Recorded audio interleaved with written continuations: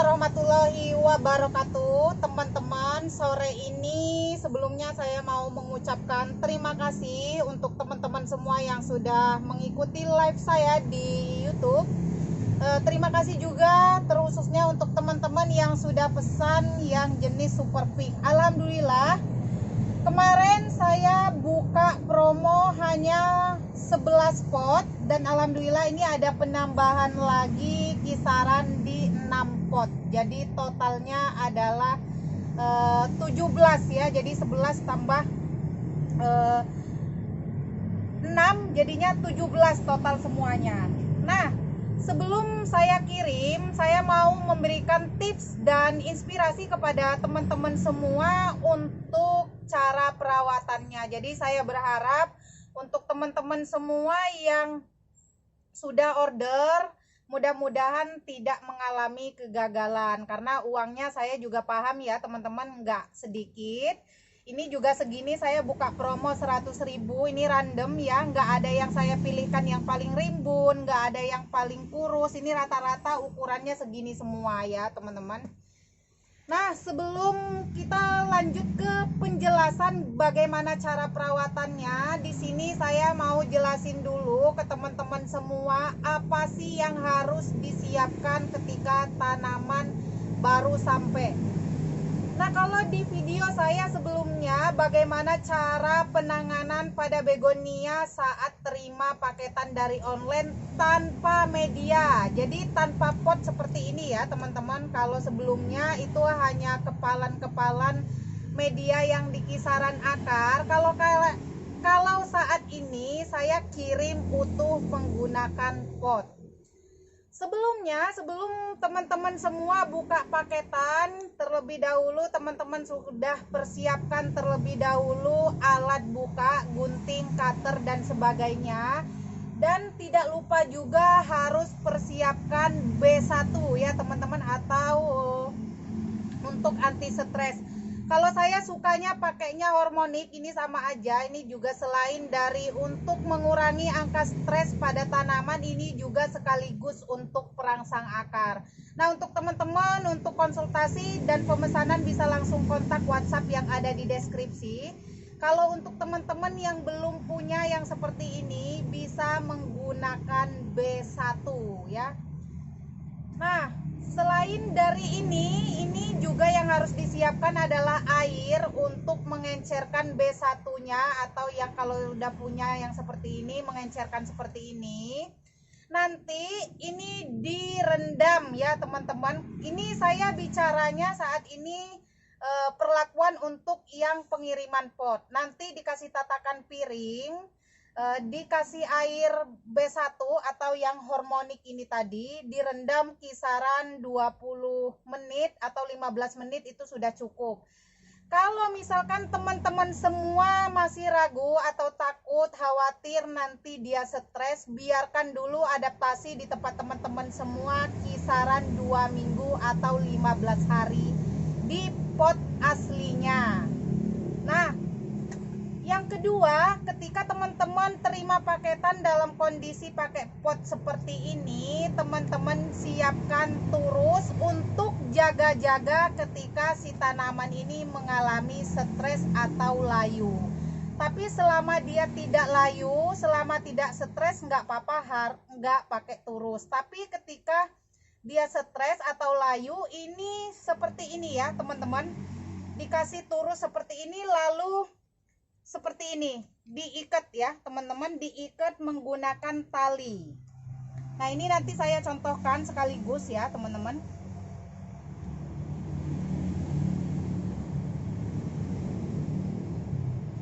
Nah, kurang lebih nanti diikat pakai tali dan turus supaya nanti si daun begonia ini tidak menyentuh media atau tidak menyentuh pot dan cepat beradaptasi, sehingga nanti daunnya itu bisa cepat tegak kembali. Nah, atau yang ketiga, kalau misalkan teman-teman semua mau langsung pindah ke pot yang lebih bagus, nah biasanya ya teman-teman, kalau misalkan saya yang sebelum-sebelumnya kirim pakai pot yang seperti ini, tetap teman-teman di rumah pindahin di pot yang jauh lebih bagus atau yang jauh lebih besar.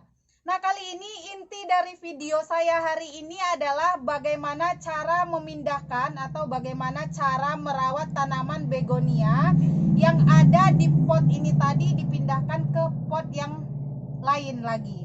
Nah, seperti ini ya. Nah, setelah direndam tadi ya teman-teman menggunakan hormonik atau B1, itu kita siapkan terlebih dahulu. Nah, bisa mungkin teman-teman lebih dekat lagi ya. Ini medianya sudah saya siapkan seperti biasa. Saya menggunakan tanah papringan atau humus bambu dan sekam bakar, dicampur sedikit juga sekam fermentasi. Nah, ini saya mau taruh di pot setengah dulu teman-teman. Nah, seperti ini, kurang lebih seperti ini, setengah seperti ini ya.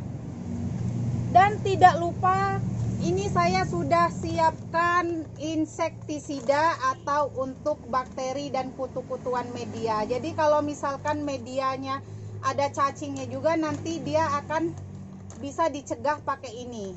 Ini ditaburkan ya teman-teman. Jadi mohon maaf sebelumnya ada salah satu teman kita yang salah informasi atau salah penggunaan, jadi si puradannya ini diencerkan, disemprotkan ke tanaman sehingga tanaman begonianya mati.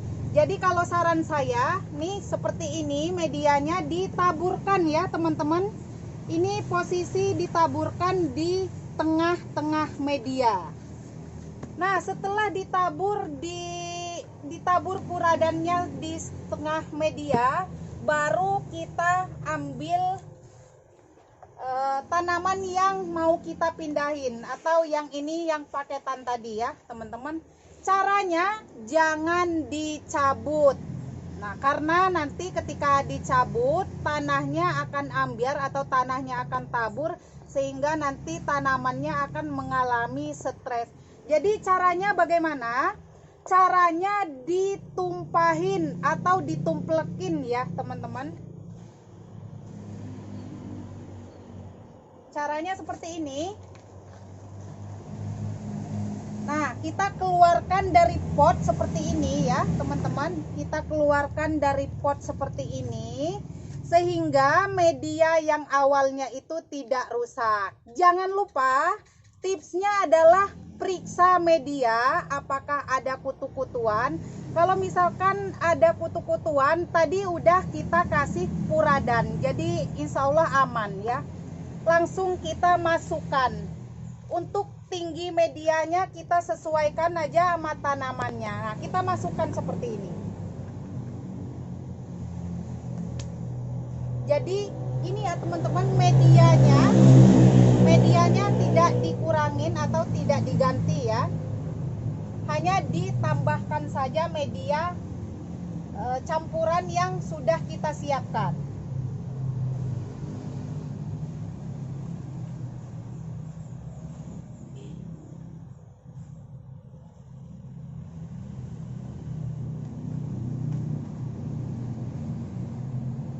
Nah, seperti ini. Jangan lupa ya teman-teman, untuk ujung-ujung atau bonggol bagian daunnya jangan terlalu ditimbun, nanti akan menyebabkan busuk. Cukup seperti ini saja. Jadi terutama untuk daun-daun calon daun barunya jangan sampai dipendam ke dalam media ya teman-teman, kurang lebih seperti ini. Nah, setelah seperti ini kita tidak lupa untuk memberikan topping ya teman-teman. Nah, di sini saya udah siapkan toppingnya seperti biasa, ijuk atau yang suka disebut di sini duk ya. Ini ijuk aren yang suka dibuat sapu. Ini sudah saya cacah-cacah halus. Ini untuk topping. Boleh tidak pakai, boleh juga pakai. Atau kalau teman-teman semua nggak punya duk, bisa diganti dengan koko fiber, sabut kelapa yang masih kasar-kasar itu ya, koko fiber. Nah, kita kasih topping. Tujuannya kenapa dikasih topping? Dikasih topping ini tujuannya adalah biar si daun begonia ini tidak menyentuh media tanah yang nanti akan menyebabkan mudah untuk menyerap air siraman yang ada di media dan rentan kena bakteri, sehingga nanti akan terkena penyakit spot ya, spot brown itu atau bercak coklat pada daun begonia. Nah, kalau tadi tipsnya yang dikasih turus, ini juga kalau misalkan sekiranya dia emang agak layu, ya namanya di packingan, syukur-syukur nggak layu. Kalau misalkan nanti agak layu seperti biasa, kita kasih turus dan kita sangga, kita tali. Bagaimana caranya si daun ini agar tidak menyentuh media ya selama dalam waktu adaptasi.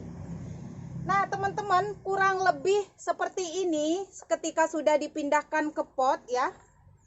Ini yang wrapping.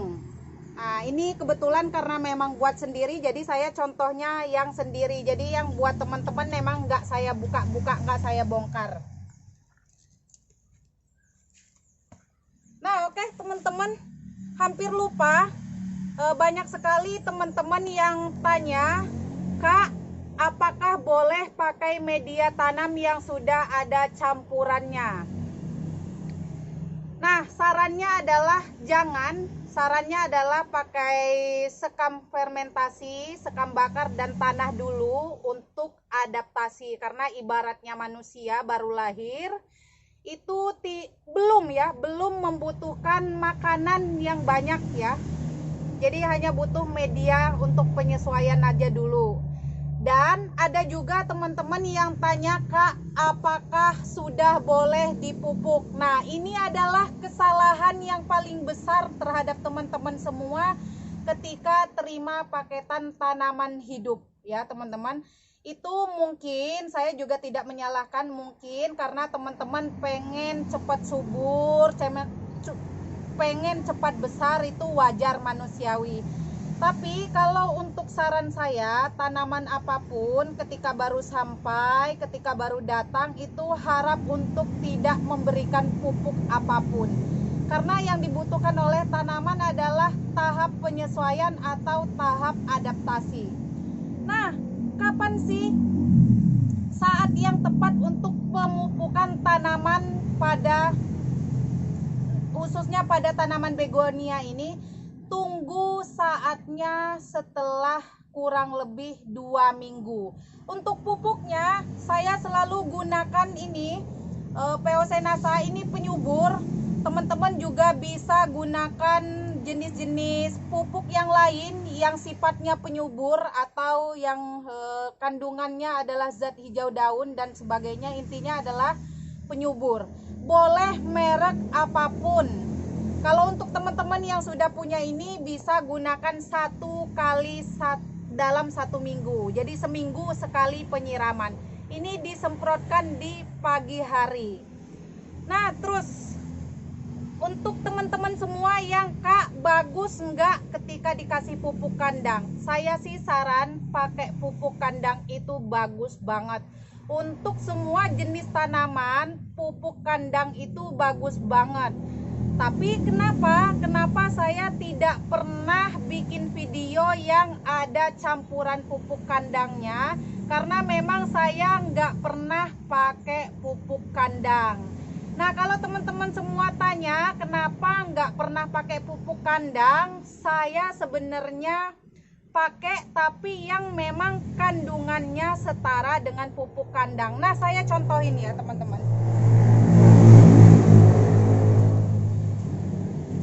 Nah ini ya, di video-video saya sebelumnya juga udah pernah saya tunjukin. Ini adalah Super NASA atau pupuk dasar, juga bisa untuk pupuk susulan. Ini adalah pupuk media tanam. Nah pupuk media tanam Super NASA ini tidak hanya bagus untuk pertumbuhan atau penggemburan tanah atau media tanam, Tapi pupuk Supernasa ini juga sangat baik dan sangat hemat. Nah, hematnya kenapa? Ini Supernasa ini 1 kilonya itu setara dengan 1 ton pupuk kandang. Karena kenapa? Banyak juga tidak sedikit juga teman-teman yang bilang mustahil, tapi ini nyatanya tidak mustahil. Karena kenapa?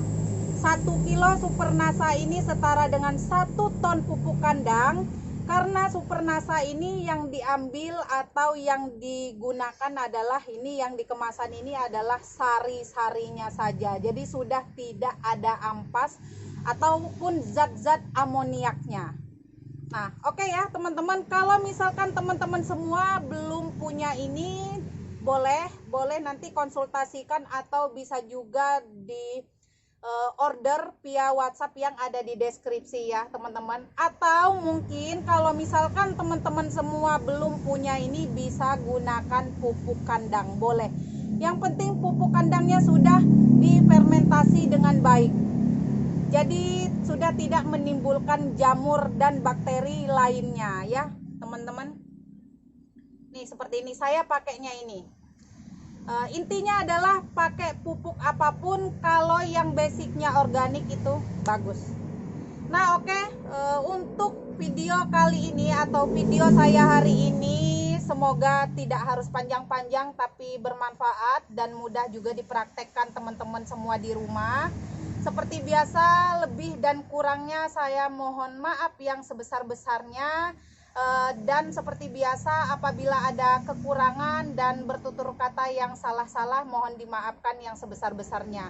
Apabila teman-teman semua mau konsultasi atau mau memberikan kritik dan saran yang membangun, silahkan konsultasikan di nomor WhatsApp yang ada di deskripsi. Akhir kata, wabillahi taufik walhidayah. Wassalamualaikum warahmatullahi wabarakatuh.